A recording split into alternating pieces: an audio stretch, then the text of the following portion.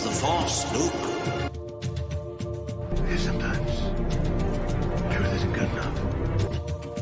I feel the need for speed. Hi, I'm Chucky. Wanna? Cause it's their time. Their time. Up there. Down here, it's our time. It's our time down here.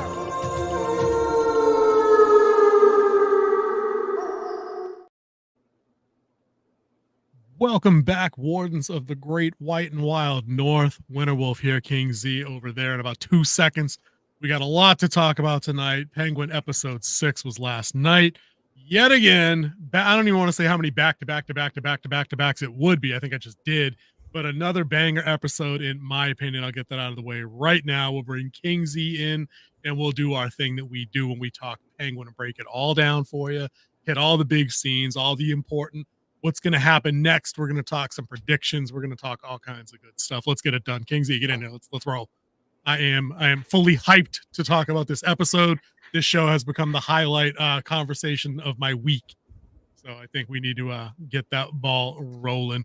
Dude, right off the bat, let's just hear it. What do you agree with the intro? What did you think? Is this was this yet a continuation of banger episodes, or did this one go off the rails? Because sometimes you come up with stuff that I don't know where it comes from, but you do. All right, Sometimes. So we're talking about Penguin episode 6.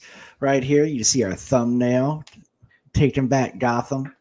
I think this episode was another in a long line of great episodes that's in this series. I do believe that this is still keeping with the showrunners and directors' vision of how they wanted to go with this series, and hands down, still the best thing that's on streaming, on TV today, and 1.8 million viewers can't be wrong. Dude, that's such a crazy number for a show that, like, if this was on like a regular like broadcast network or in like the movies, like it'd be a straight up rated R kind of thing.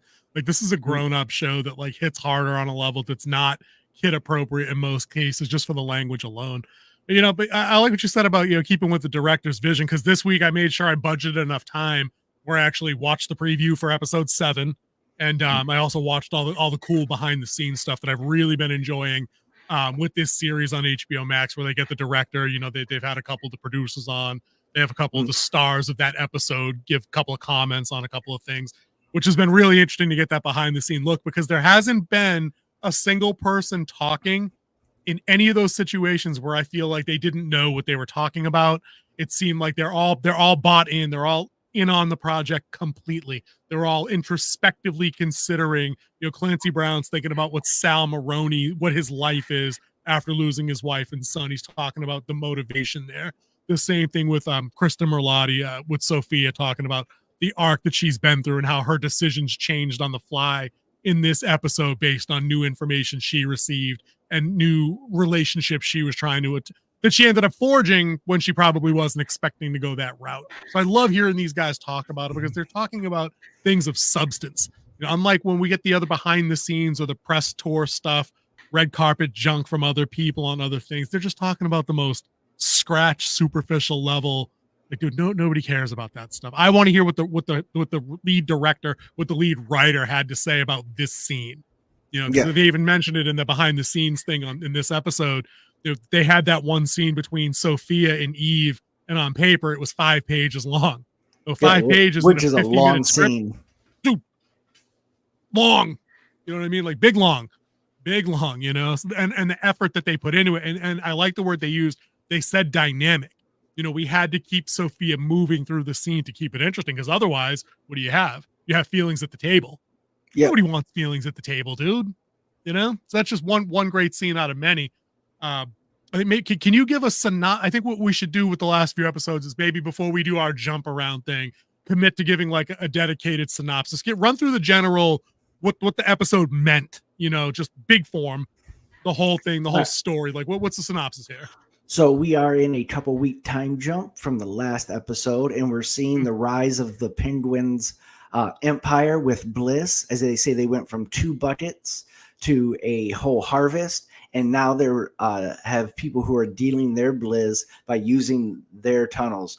But everything is not smooth sailing, as some past people come back into in each other's lives just at the wrong time.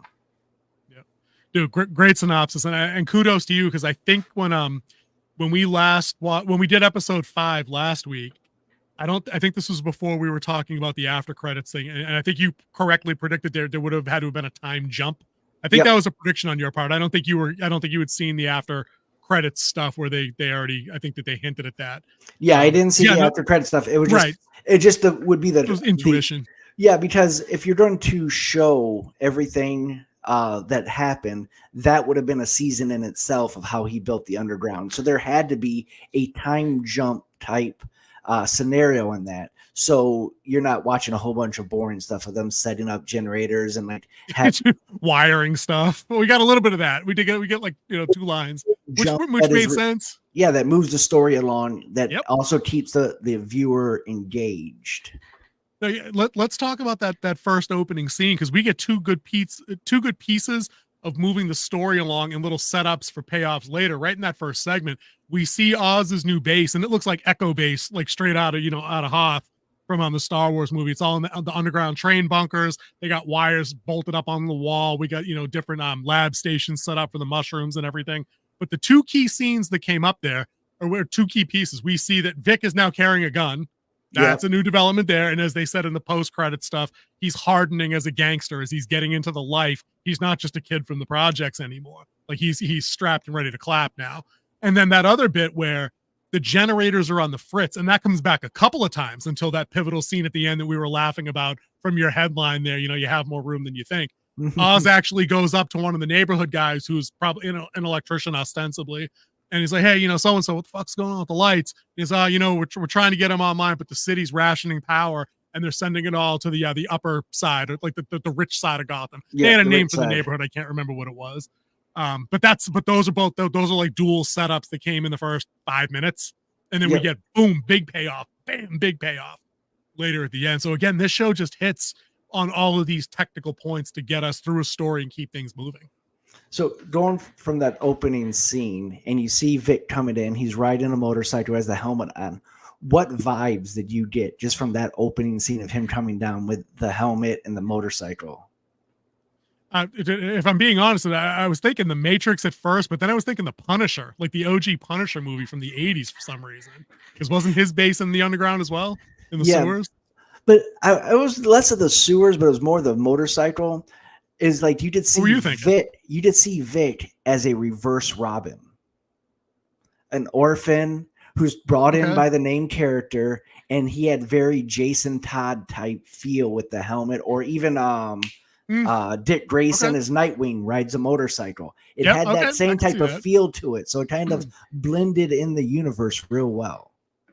I could see that. Speaking of those characters, one of the things I liked about Vic's payoff to that setup of carrying a gun is we'll get to it in depth later. But when he actually had occasion to use it with lethal results, he wasn't instantly like stone cold video game Call of Duty assassin. Like he basically freaked out and bolted. Yeah. Like he's apologizing as this guy's dying. I'm sorry. And then he fucking bolts. Which leads to one of the best scenes in the whole episode too. Oh. And there were 2 of those. We get 2 great examples in this episode of Oz not just being a cartoon character mobster. We get all the stuff with his mom, which we knew they'd already established that, and to a degree also, of course, his relationship with Vic. But this was next level. We'll get some breathing room on the way onto that scene, because that comes up near the end, deeper in the episode.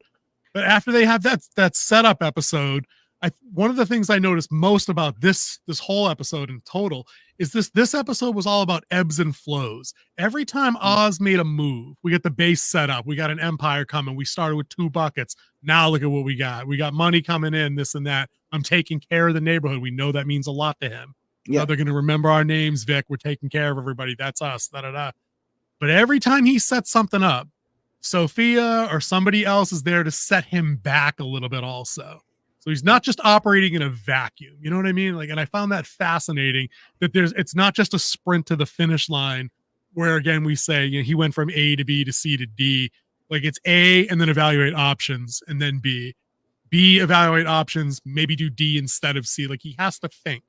and it's going to Yes. catch up to him as we see at the end of this episode. They're playing chess against each other. They're taking out, like, we have the scene where they take out the two drug dealers, hang them upside down, cut off their pinky finger to let them know that anyone who has bliss, and that's like taking out pawns. You sacrifice pawns so you can get closer to the bigger pieces. You want to take out the queen. The queen is the number one protector of the king, and which you have that play out in this episode, if you really think about it. And the other part that you can take out from this episode is the family aspect of it. Oz and his family, and then two people who lost their entire families, one at the hand of her, but lost their entire family. And the other one, went to a family cookout.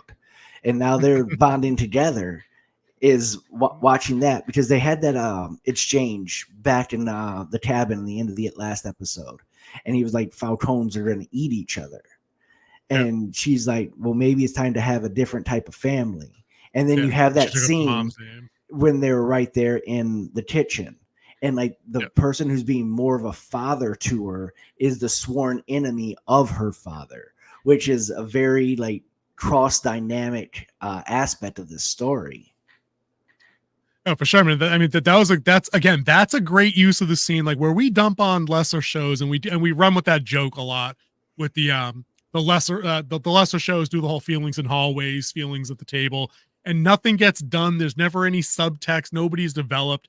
That scene is Sophia entering the kitchen after having a weird fool around BDSM moment with the psychiatrist, who she then dismisses casually, coldly, whatever.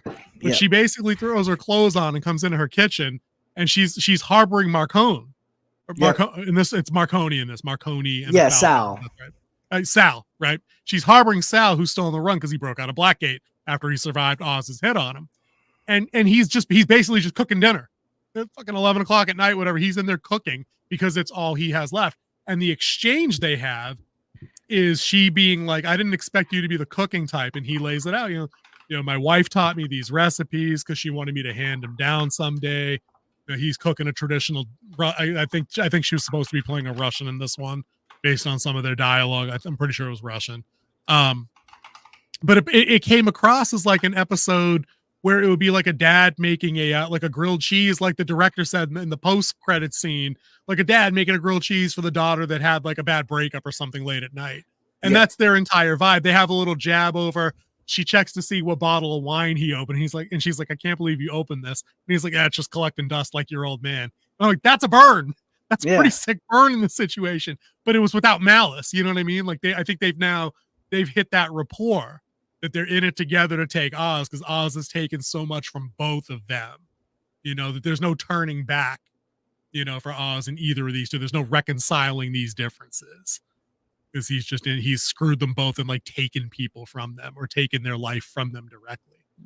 But that's a great scene of how you can have stuff written underneath what's going on in terms of tone, in terms of intention, and then just deliver on something that's a little bit more complicated and nuanced than, I think we should really go get Oz. He took everything from me. What do you think? Oh, also, we're going to go do that now.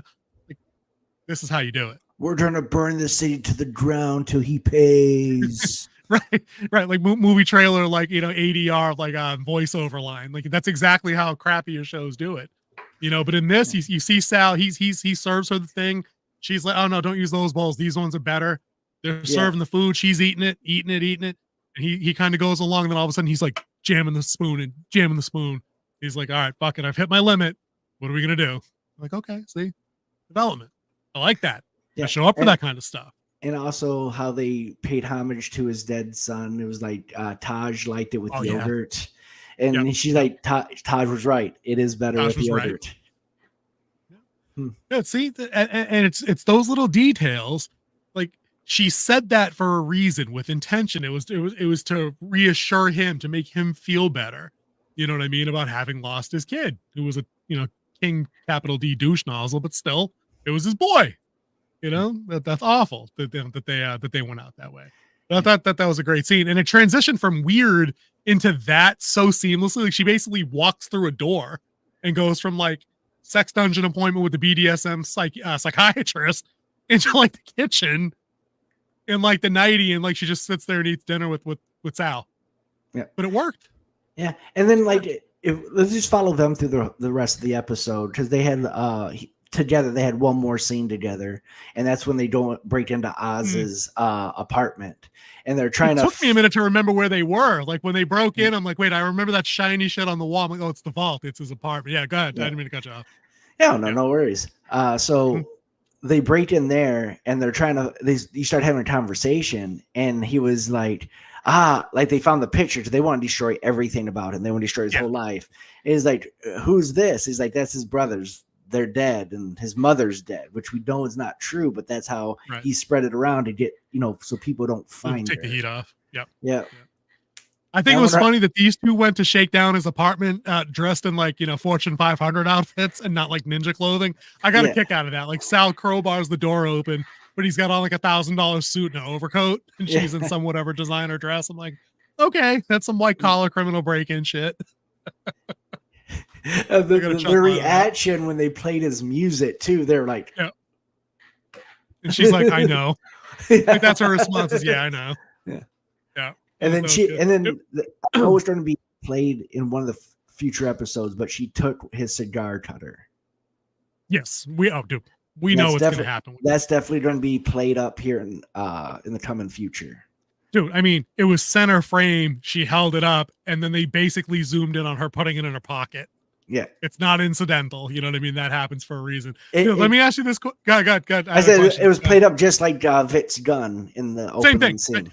No, because dude, that's Chekhov's gun on the wall. It's the same shit. You don't have to go in depth detail about the item you're talking about, but if you put it in Act 1, it has to fire in Act 3. Yeah, you know what I mean? So like they're showing you that this was an object of value, of importance, of value. You know what I mean? So they're gonna obviously circle back to that. Dude, I wanted to know if you thought that was the most half-assed, most what's the word before, low energy like toss of an apartment ever. Like she looks at one book, throws it. She looks at one piece of mail, throws it. He gently puts down the family portrait. I'm like, all right, dude. When she hands you the golf club, you need to take a swing at his big screen. You don't just smash up a family photo. Like, go to work, homie. Go to work. But that actually plays kind of better into what happened to him. Why would you smash his big screen when you're smashing his family? He was smashing his family. I know, but Big Matt, for the viewer, I needed to see him go ham on that stereo system.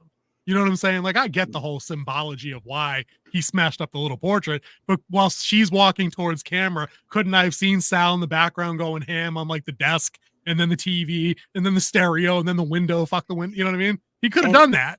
He could have, but they went more restrained. That would go against the type of villains that they are. They're not your your typical street thugs. They're not hired hands. They're not cartoons. These are the bosses.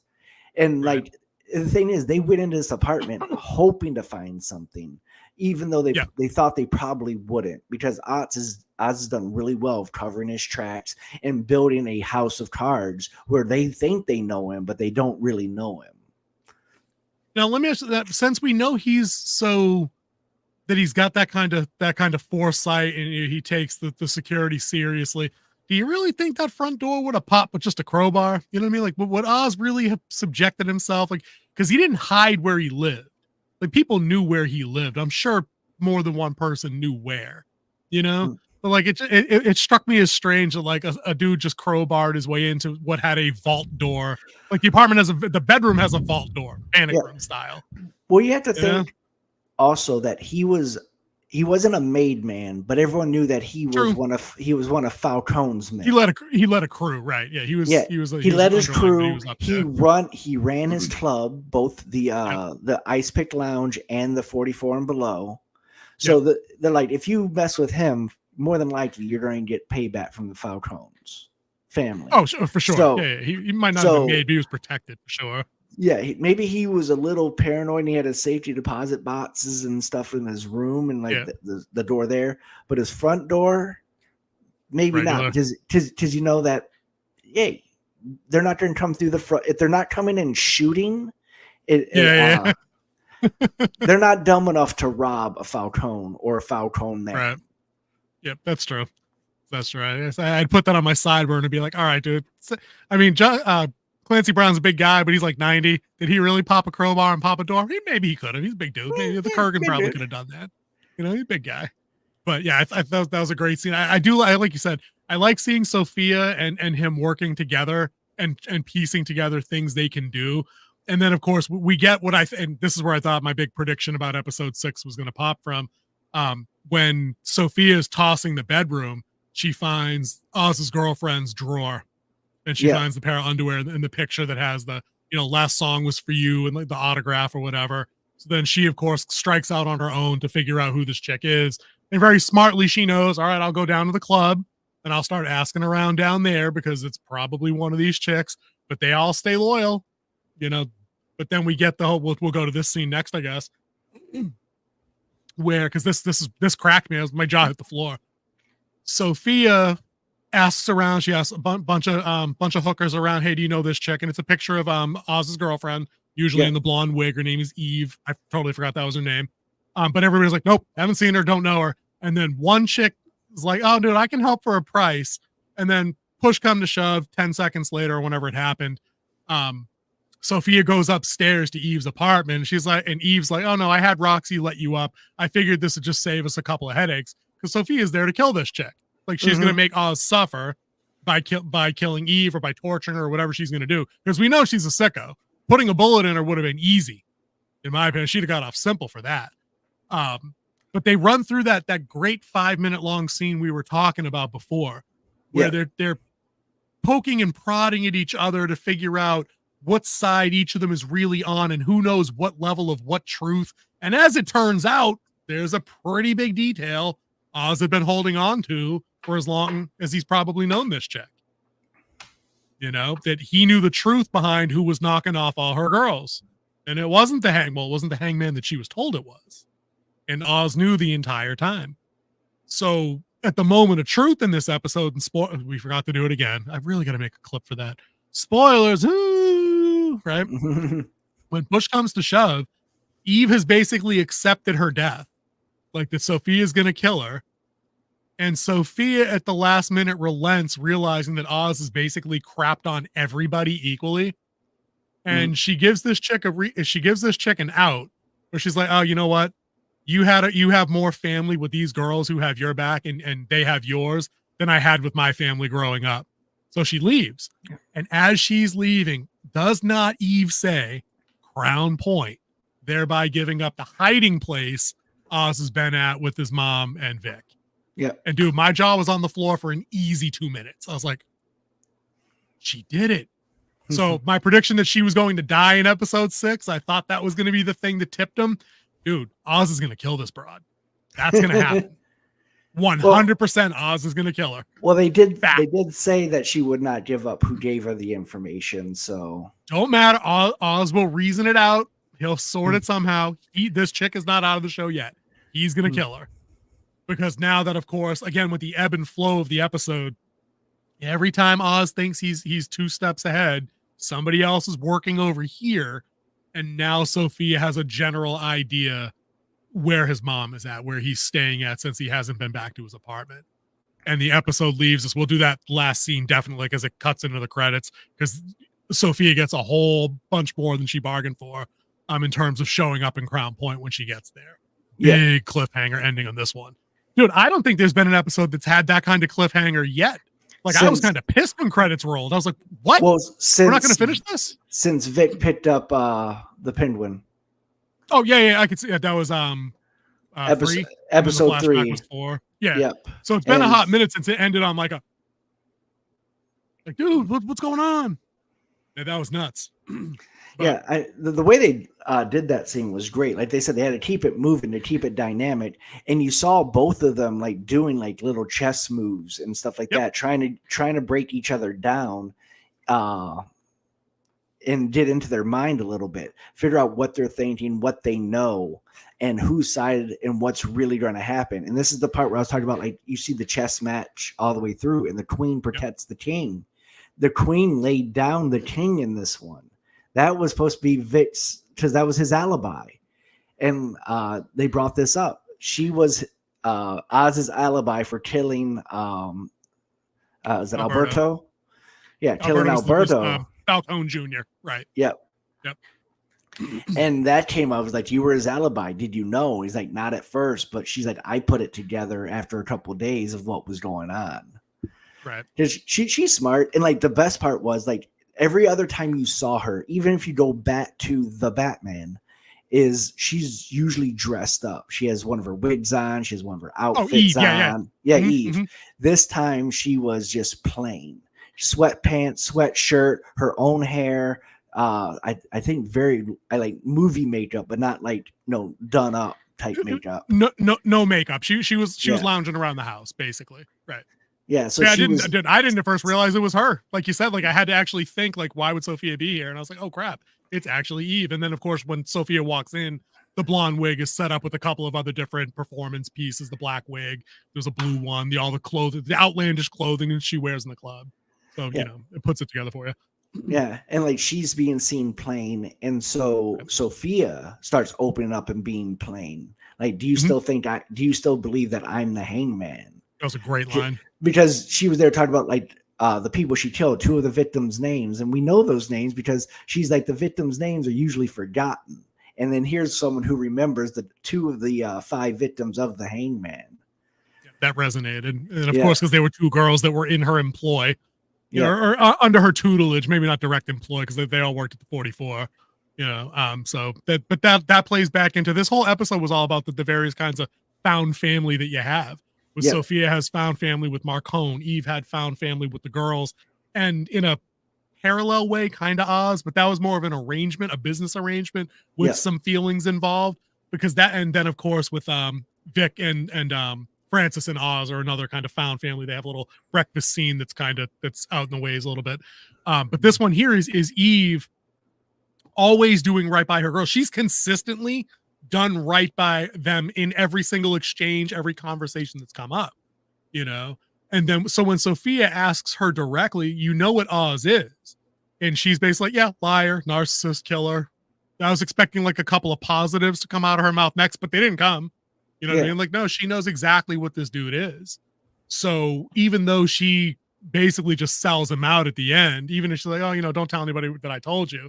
I'm like, wow, like Oz knew who killed the girls, and that was enough for you to get him killed, to probably get him killed. Like, okay, it makes sense. I'm not saying what she did was wrong, but one of the genius parts of this show is that you can dislike somebody for being despicable like Oz, but all it takes is 2 good scenes with 2 good pieces of writing between the mom in that great scene in the tub will do that. And then with Vic after he deploys the self-defense firearm situation. Brilliant stuff. Brilliant. Yes.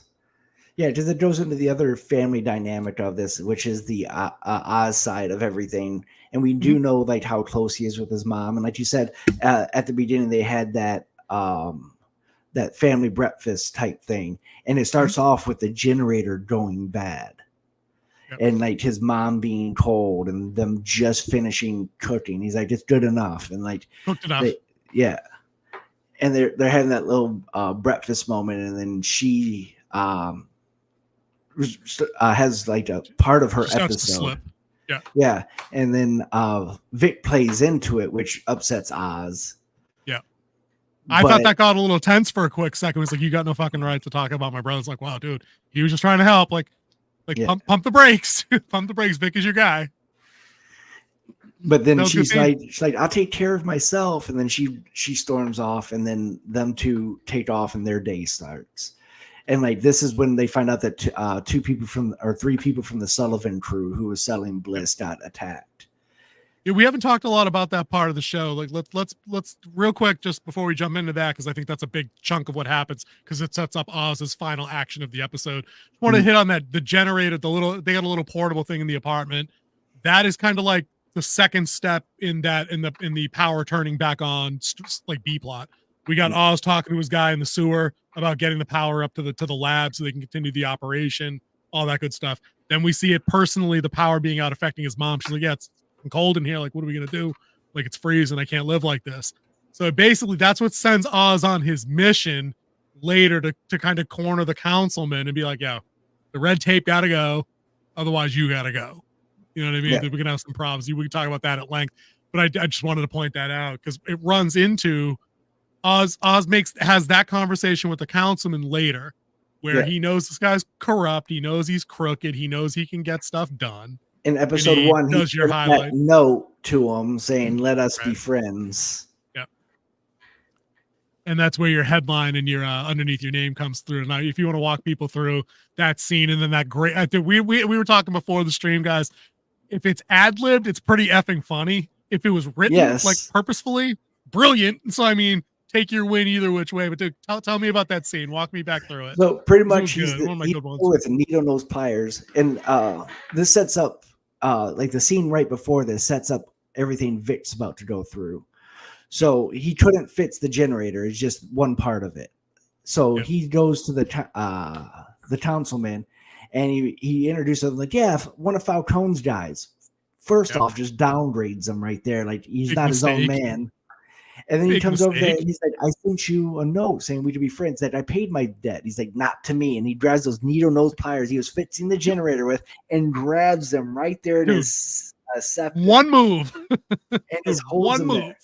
And he's like, "I want power back in Crown Point. These families are freezing over there, and you're just siphoning off the power for your buddies over here." And he's like, "All the red tape I have to get through," and he's like, "Do it." And then you have till sun up. Yeah, till sun up to get it done. And he lets him go. He's like, I'll do it. And he lets him go. And he gets in his car. Now, at the very beginning of this, he gets upset because the car's parked somewhat close to him, but they're still in the lines. And he's like slowing, backing up. And I was like, "Go, back up. It's more room than you think." It's hilarious. Like, I feel like it's like that dad figure that's at Sam's who's trying to help you out. Like, "Come on back, you're good." Type feel to it.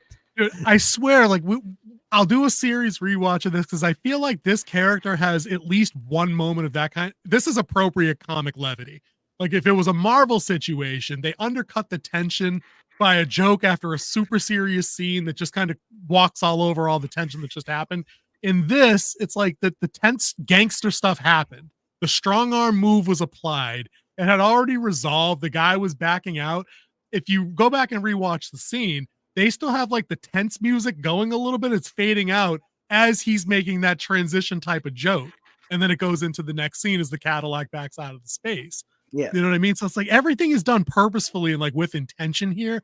And I think that's, for me anyway, and maybe you're just used to not having your phone out and watching stuff anymore. I've kind of fallen into that Gen Z kind of habit. You know, when I'm watching this, like I don't feel compelled at all to check anything else because I feel like I'm always watching this show because I know they're going to do something intelligent. There are no dumb characters on this show. Like even like the stupid characters don't do anything stupid to move the plot forward. They're just stupid people, like where they need to be done. And there's far and few of them. Squid would have been probably that, and he's not even really, I guess, stupid. He fits what he did, you know. Yeah, he just occupied that role. He's one of those street thugs that have like no direction type thing.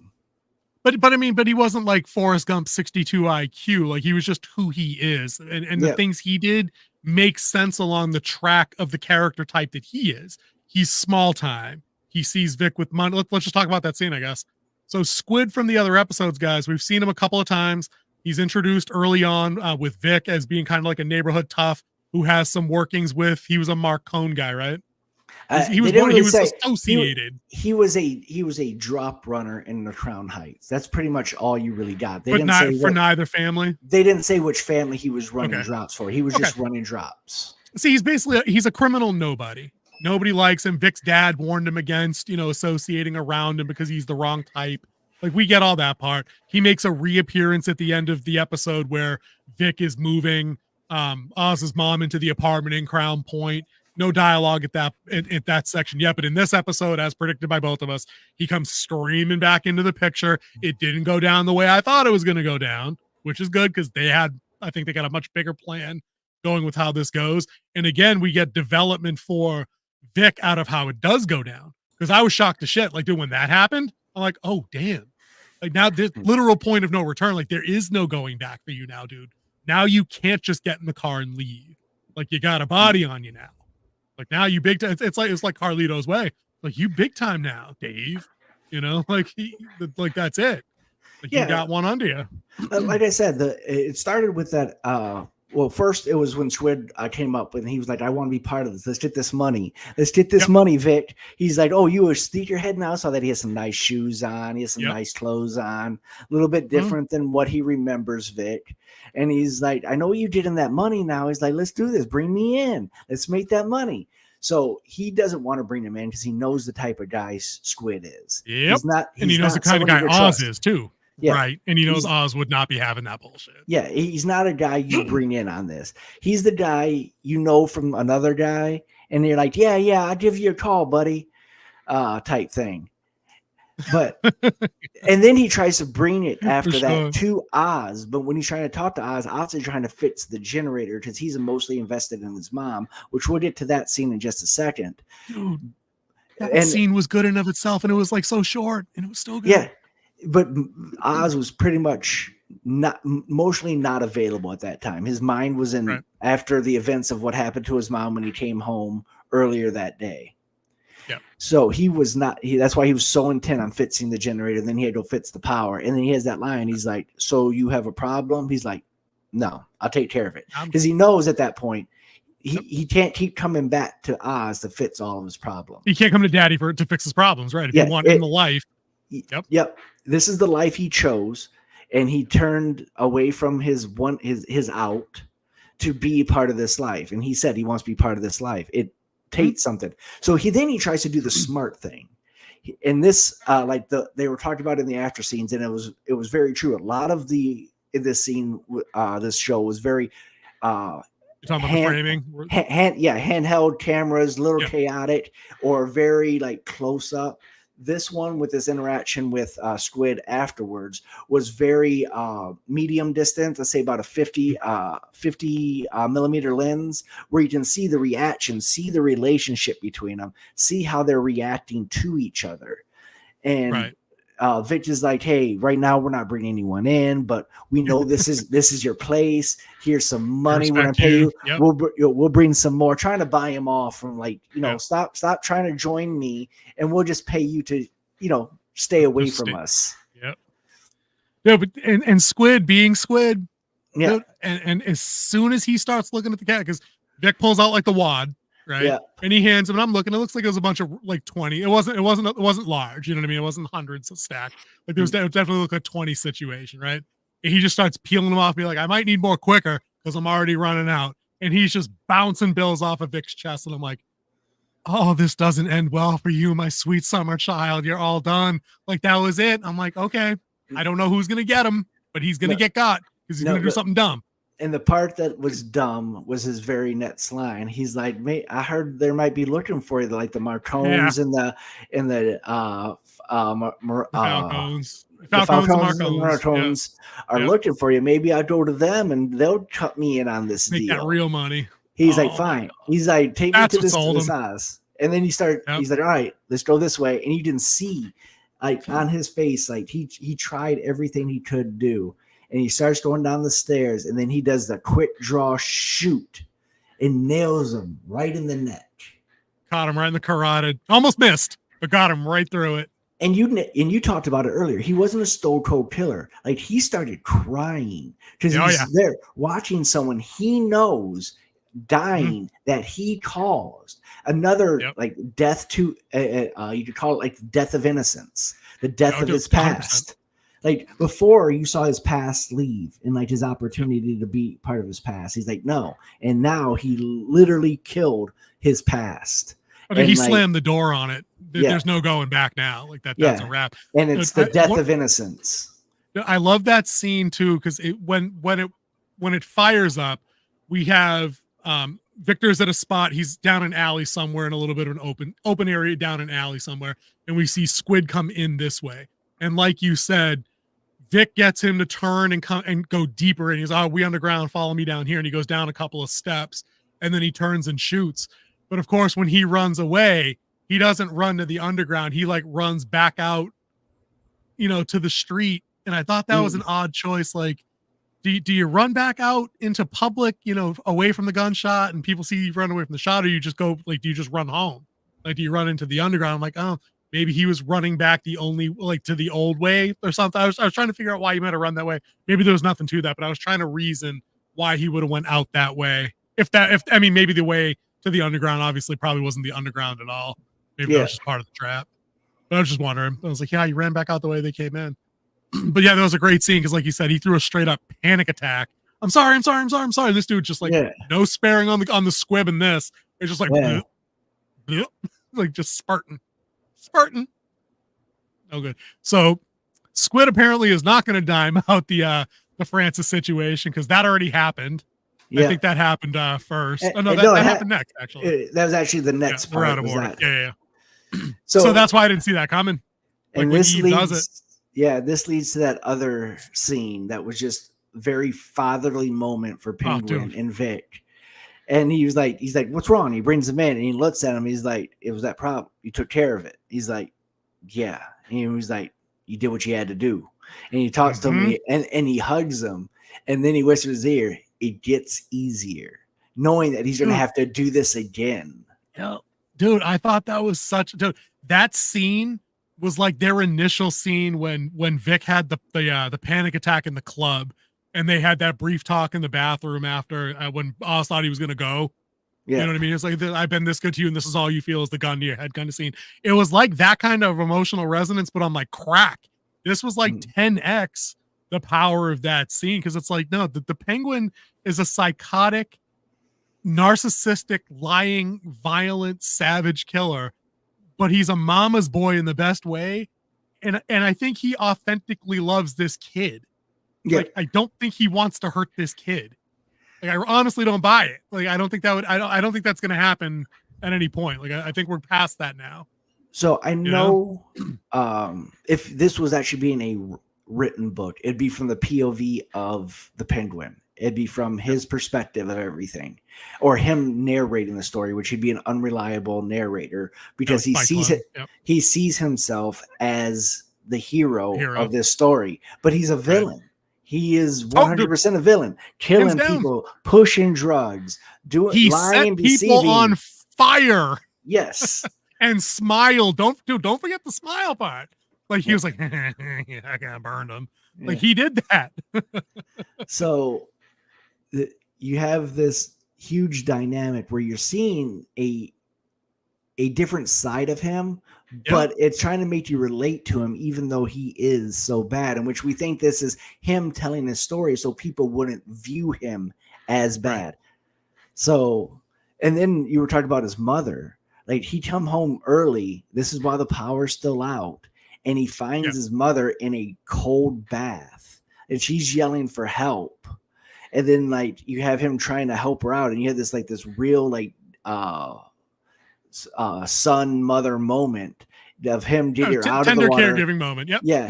Mm-hmm. Then like getting her wrapped up in I guess her clothes, like a robe. Yeah. Bathrobe at first just to get her out. Just to get her out of the tub. Yep. And then she has one of her huge moments of clarity and then asked him, like, the silent thief is taking everything from me. And she just starts talking about, like, I'm seeing the boys. I'm seeing this. I know they're not there, but I'm seeing them. And it was like, I don't want to become, like, 100% dependent on you. So what you're going to have to do is help me die. And he, how can you ask your son that? And he was all his like, Mom, I can't do that. I can't do that, Ma. And she's like, they both need awards, dude. They both need awards. That's all I'm saying. And from this whole thing, and then he finally reluctantly agrees to it. And then you have this scene where he's like, and it was very close up, so you can't see it. All you see is the beauty that he's doing with the makeup and everything. Even though you saw how dirty his hands was, knowing that his hands are dirty, which is just symbolic as all get out, because how he got here was very like the stuff dirt. He had to do. But he's there and he's putting the lipstick on, he's putting the blush on, he puts the the necklace on her, and make sure everything's right. He has her music playing, and then like he has that moment. You do. Dude, I've worked in the field a long time, dude. That's what you do. That's how you take care of your elders like that, man. That's just how it goes. He's a good son. it's that other tender moment of the Penguin, that of this guy who just burned a family alive. He shot how many people? He started a mob war just so they wouldn't be onto him. So he was shooting at teenagers in the first episode in broad daylight. I'm pretty sure it was It was still night. evening It was time. night. Yeah. Yeah, it was night, because that's right. Because then they did the whole thing overnight and ended at dawn. That's right. But he was still shooting at kids or young adults, whichever. But that's I think this is such a, again, like, I mean, how does this show not clean up in terms of just like nominations? Because I mean, pick a bad performance, like challenge King Z. Pick a bad performance on this show. I can't. Even I'll double down on my challenge. Well, because we're going to get into this big scene right here, and I'll use this as an example. So as Sophia and Sal are doing their thing, and Vic is going through his little bit of arc where he's now committed to the lifestyle. He shot Squid. Squid ain't coming back. He's out the episode, right? Oz realizes that the only way to check, we're using the chess analogy, to check Sophia and Sal putting out the word that anybody that does business with the Penguin suffers the consequences. You got the Falcones and the Gigantes. They're up here. Yeah. But then you got all the local gangs. You got the Triads. You got the Sullivans. There was a Spanish gang. They had like a group for every ethnicity, basically. Yeah. And all of them are they're the low boys, right? That was the Spanish group, right? But all of them are small enough. They think that they need to fall in line to both families just to stay off the radar. Oz realizes if I just straight up dump product into all these neighborhoods, maybe I can get them all to come together and tell the Marcones and the Gigantes to piss off altogether. And that's where you get the image in the thumbnail here where he's raising the beer up. He loads up a giant ass cooler with whatever kind of, I figured it was cheap beer and somebody's going to make a joke about that.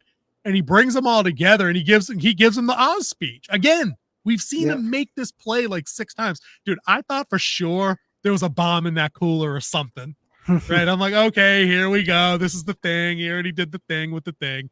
But no, dude, he just basically, he opened a beer, sat down on the tailgate, laid it out for him. Like, listen, I'm a poor kid from the east side. These rich fucks a mile over here, all up in their, fuck pad mansions with the heat and the good food and everything else. And they don't even know your name. He said that like 3 times in this speech. They don't even know your name 3 times. And one by one, all the gangs that are assembled, they start nodding their heads and doing the thing. And then the salute that they're on board is they each crack the beer. And I thought that's kind of slick. I'm with that. But to my bad challenge point, right? The kid that represented the Sullivan gang has like 2 lines of dialogue. Donnie Boy, right? And he's like, you got 3 of my guys strung up. And he's got the Irish accent and everything, right? The look on his face was like anger, grief, everything you'd expect that he would have. He played that 15-second part like his name was next to Farrell's on the billboard. You know what I mean? I'm like, okay, so we've now, again, dude, I'm not going to do it. We now see the power of hiring talented people all around. The same thing with Zhao. He was the juror number 6 or whatever it was, the guy that wanted not to buy in. You know what I mean? The older Asian guy. There were 2 black guys. One was younger, one was older. The older guy had a couple of lines. He had the hat, and he was a little slower to come on board too. But they all took their roles so seriously and played it so like on the money that I'm like, okay, everybody here is actually bought into this show. Like it's the only job they're ever going to have acting, and they're going to sell it. And I just wanted to point that out because I feel like each episode, like the episode where Sophia was in is in Arkham, the crazy chick that ended up getting murdered. Like we're like, dude, who's this chick? Why isn't she getting? No, not that one. The other one. The one that was Unchained. The psycho one. Yeah. Yes. Like that chick. That might be the only job she's ever done. I don't know if she's been in like Orange is the New Black and had like a lot of experience being like an extra female inmate in jail or something. I don't know. But phenomenal. In this episode, for whatever reason, Donnie Boy with 2 lines. I'm like, dude, this dude looks like he's gonna bawl, like he's gonna cry right here, like on demand, because he lost 3 of his guys because of Oz's move, and then Oz brings him in anyway and gets what he wants. Like, dude, he's like Penguin version of Walter White, where Jesse has that one great scene where like he can't keep getting away with it, he can't keep winning. That's how I feel almost about this guy. Penguin screws everybody and always gets what he wants. It's wild. I love it. So I Yeah, love Heisenberg. he Same has shit. charisma and he knows how to Yep. talk to people. He knows how to talk to people and about what they want and what they need. Telling them what they want and telling them what they want to hear. And he was telling That's like a huge he was part. telling Donnie Boy like your ancestors built that bridge, but is it Sullivan Bridge? No, Nope. it's not. And then he goes on. He's like the city councilmen over there having dinner together. They can't stand each other, but they want to get Just their like stuff you. through, and they need to work together because they just need that one person who's going to listen to them and help them get what they want, so they can help the other one get what they want. And Right. that's what we need to do. And he was like, we have more manpower and more territory right here than all the Martones and all the fountains. So he's like, so we could come back and we could take Gotham back. And then he's like, he's like, he thought he's done. So he just sits down. He's like, he's exhausted, pops that beer. And then he hops on the tailgate. He's just like, yep. Who's the first one to pop though? There was one, I think it was the black guy was the first one to pop his. Like he was the first one that the black gang was they popped theirs. And then the Low Boys was number 2. And then the Sullivans were number 3. And the Triads were the last Zao was one. last. Zao was and in spirit with how that hierarchy would have worked. Zao popped his can first, and then the guy that Oz had initially gone to in the triad, the younger guy, popped his because that dude definitely wouldn't have popped that can first. He'd have been shot on the spot. Yeah, you know, the triad wouldn't be having that. Triad wouldn't be having that at all. But again, it's such a great scene. Yes. It's such a powerful scene, and again, in a crappy show, or someone could come at us in comments or in chat and be like, well, guys, that's feelings at the tailgate. I'm like, dude, it's not feelings at a tailgate because it moved the story forward. He's consolidating all these rival interests who he pointed out to each other. You've hated this guy. Odessa's hated Massive for, forever fucking how long. This one doesn't like this one over here, but you guys are exactly the same as the rich people over here, and they've got it unlocked. You could do this. We could do this. Because the one dude points out to him, and I think it was Zao as kind of the antagonist in the scene. Like, this dude's screwed over everybody he's ever worked with. And again, Oz hits him with the whole, and so what? Like, that's true. But Dude, hear me out. Yep. Dude, everybody consistently does stuff in character. There are no surprises in this show in the best way when it comes to that. Like the Eve selling him out, that's a good surprise. And it's not out of character because we've known their bond was already weakened when she was like, I can't go with you, but we're not through. And if Sophia had never showed up to her apartment and been like, you didn't know Oz knew that it was his employer that killed your girls? You didn't know that? If that never happened, Eve never tells her they're at Crown Point. Yeah. And Sophia went there logically because she found evidence of this person's existing in Oz's bedroom. So nothing happened out of contrivance. It all made sense narratively. And also, Sophia would have never found Eve if Eve didn't protect her girls, knowing that something might bad happen to her girls, because Sophia was looking for her. Right. I mean, everything makes logical sense, which is the best kind of like, I want to be able to predict, it's kind of like we do this all the time with horror movies too. A good horror movie, we say this all the time, sets up its rules, sets up its magic in world. How does the killer work? What's the mechanism of how I defeat him? What are the limitations? All that goes up. It's like magic systems in Brandon Sanderson's great stuff. Yeah. Always with the clear-cut rules. It always makes sense. If it deviates, it's because there's a reason that was set up that allowed somebody to step out of bounds and do something new in a new way, right? But it all tends to be consistent. This show does that same thing. Every character's like profile and story arc, their through line, everything we need to know about them was set up early on, and everybody's legitimately on the journey that we knew they were going to go on while still throwing you enough curveballs and high heat to keep all 8 episodes interesting. Dude, through 6, like, dude, I want 10, number 1. I wish there was a season 2. Not going to happen. Now I have to see the effing Batman 2, and I didn't want to see that because I didn't like the first one. Dude, I like this show so much, I might go back and rewatch the Batman. Imagine that bullshit. And I actually, to give it its due, I don't know what else to say. The Batman was actually a good movie. I will say that. 6 hours too long, dude. It was 6 hours too long. It was a 3-hour movie. Third act was too long. It was very dark, but overall, it told a compelling story. It did. I have issues with that the third act legitimately is the meme with that movie for me. You could have cut 40 minutes out of that easily, but this show has literally inspired me to go back and want to rewatch it. Honestly, for the 10 minutes that the Penguin's in there, for the nightlife at the club and the underground, you know what I mean? All that, the vibe of like Gotham after dark. Like I'm enjoying that. I think to round out this episode of the Penguin episode 6, I just want to talk about what we're coming next week, because we got to talk about that last scene. Yeah, we have talked about the end, and this is like with the whole thing with this show.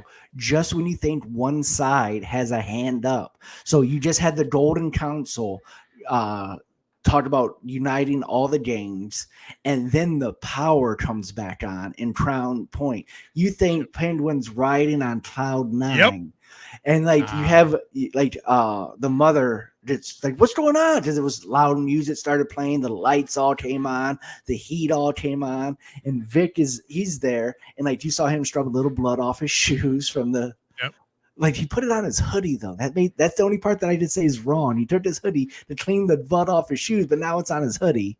I mean, Oz told him to dump the whole outfit though, because Oz knows. You know what I mean? He told him to do the whole thing. But don't. And then Vic says in that scene where you were going with that is he fucking did it. Oz did it. He got the lights back on. I'm like, oh yay, victory! And then she's screaming and like she's like, don't turn. You try and turn it down. Did it? And she's like, no, don't turn it off. This is one of my favorite songs. My favorite songs. And they get up and they start and he's like, Oz did this. Oz did this for you. Yay!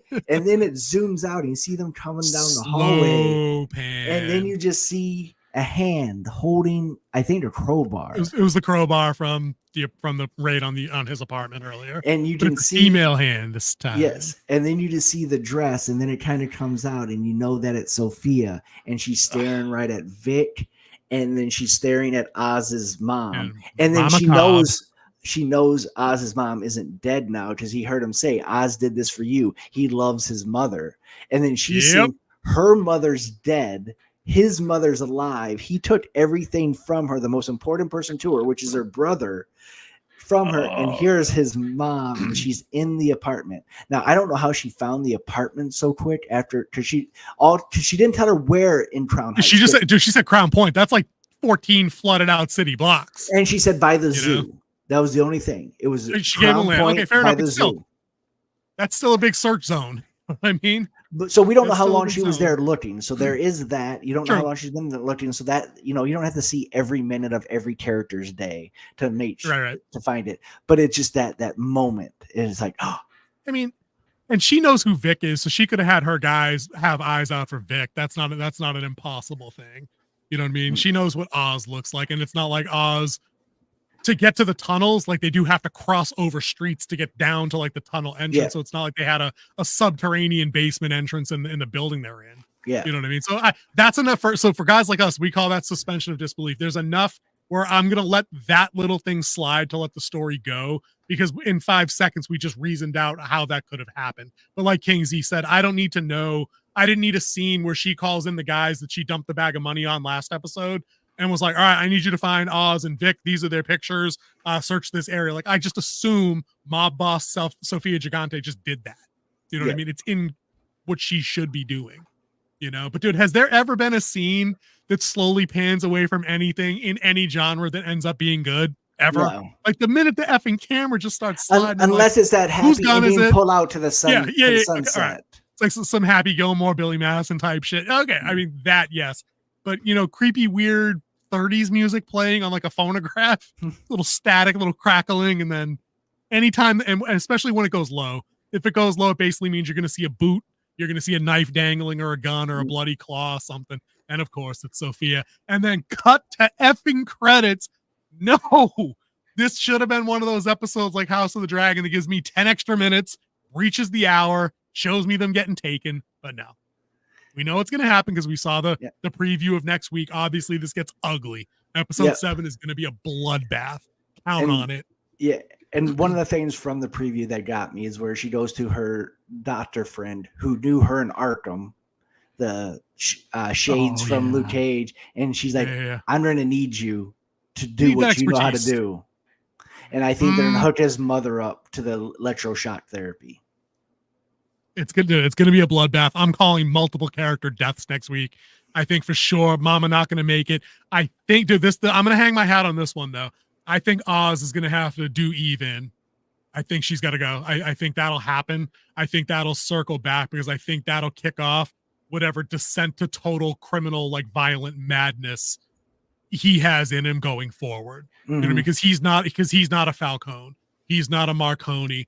Like he's a smooth talker. Like he can think on his feet, but his first instinct, like we saw in episode 1, oh, Alberto disrespected you. Glack, glack, glack. Oh, and then he realized what he did. Yeah. Right. Because that's what I'm saying. So like he'll figure out that Eve did what she did somehow. Maybe one of the other girls, like he has to smack one of them up, but I don't think he might do that. It seems like he's semi-protective of them as well. So I don't know. But dude, any closing thoughts? We've hit up episode 6 pretty good. Another good one, dude. I'm not rating it because it's just too good of a show. I hope this show wins awards for these people. They're acting crazy. The writing's great. Everything's great. Yeah, best thing on TV. So if you haven't seen it and you stuck with us for an hour, you need to go watch this show. Dude, seriously. And we can't give you a bigger endorsement than that. It's that good. I don't know if I've said this in earlier episodes. I tend not to rewatch shows because we're limited time and we try to work through so much new stuff anyway. I might just have to rewatch this again and just learn and just take notes because the after credit stuff, very informative. Yes, very I love hearing industry professionals do their thing, dude. But I think that's going to do it for us guys. We're not big fans of long goodbyes here unless King Z is feeling spirited, so I leave it to him. Well, see ya.